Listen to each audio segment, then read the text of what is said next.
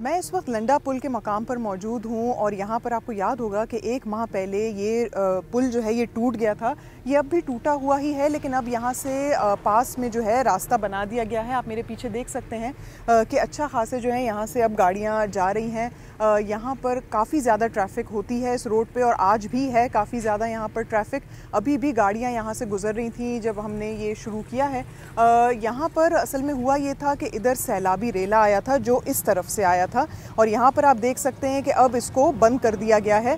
यहाँ से जिस रोज़ रेला आया था रात के टाइम पर आया था और उधर से होता हुआ ये ब्रिज को तोड़ता हुआ वो आगे चला गया था। उसके बाद से ये पुल बंद हो गया। इस पुल की अहमियत मैं आपको ये बता दूं कि ये सिंध और बलूचिस्तान को एक साथ जोड़ती है इस हवाले से कि यहाँ से जितना भी सामान आता है क्योंकि ये उथल है और इस तरफ जो है बेला शुरू हो जाएगा और यहाँ से जितना भी सामान है क्वेटा, तुर्बत, खुजदार और मुख्तलिफ इलाकों से वो इधर आता है और यहाँ से कराची जाता है। कराची की फिर सब्ज़ी मंडी से वो मुख्तलिफ मकाम पे जाता है। हमने अभी यहाँ से ये सेब भी उठाया है। यहाँ पर अच्छे खासे अभी भी फल आज जा रहे हैं। काफ़ी ज़्यादा ट्रक्स यहाँ से गुज़र रहे हैं। जब तक ये शाहराह बंद थी तो अच्छा खासा जो है लोगों के लिए ये मसला बन चुका था क्योंकि जितने भी यहाँ पर लोग हैं वो इस खाने पर डिपेंड करते हैं। अब जो मुल्क भर में तबाहकारी हुई है सैलाब की वजह से, उसके नतीजे में एक बहुत बड़ी शॉर्टेज जो है वो देखने में आई है सब्ज़ी और फल की, और उसके हवाले से भी अभी बहुत ज़्यादा कोशिशें की जा रही हैं कि किसी तरह से ये ना रुके।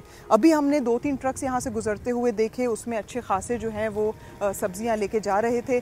तो इधर जितने भी ट्रक ड्राइवर्स आते हैं या ट्रांसपोर्टर्स आते हैं हम उनसे ये जानने की कोशिश करेंगे कि अभी जो सब्ज़ी आ रही है वो कहाँ से आ रही है और क्या पहले के मुकाबले में अब उनको इसकी कमी देखने को मिली है या नहीं। नुकसान ये हुआ कि भाई गाड़ी वाले परेशान है, भाई सब्जियां ख़राब हो गई रोड बंद होने से। अभी ये तो आर्जी रास्ता है, थोड़ा पानी आया ये तो टूट जाएगा, फिर ये कि बहुत वही रास्ता, वही मुसाफिर परेशान, सब्जियां ख़राब, लोग परेशान। लग तो बहुत है ना भाई, रास्ता बंद है, आगे भी रास्ता बंद है। कभी हम लोग को 3 दिन लगता है, 4 दिन लगता है। आगे सिंध की तरफ रास्ता बिल्कुल बंद है। जी हाँ। तो इस तरफ कहाँ से आ रहे हैं? हम क्वेटा से आ रहे हैं। और क्वेटा से आप क्या ला रहे हैं? ये सेब है। हमारा कम से कम 20-30 लाख रुपए का नुकसान हो गया। हम अपने एक बंदे का, आगे लोगों का कितना नुकसान हो रहा है। अभी आप क्या चाहेंगे? अगर आप हुकूमत या इंतजामिया में किसी को कुछ कहना चाहें तो क्या कहेंगे? तो पुल बनावे। जी हाँ, पुल बनावे, लोगों को सहूलत हो। इधर मुसाफिर तकलीफ होएगा, किसी का मरीज़ है, किसी के साथ छोटे छोटे बच्चे हैं, बहुत मुश्किल में इधर वक्त गुजारेगा। तकरीबन 8 या 9 किलोमीटर है। ये डिलीवरी का मसला है, कोई इमरजेंसी, कोई ऐसा खुदा ना खासा हादसा होता है, फिर यहाँ से घूम के जाना पड़ता है, बहुत मुश्किल होती है।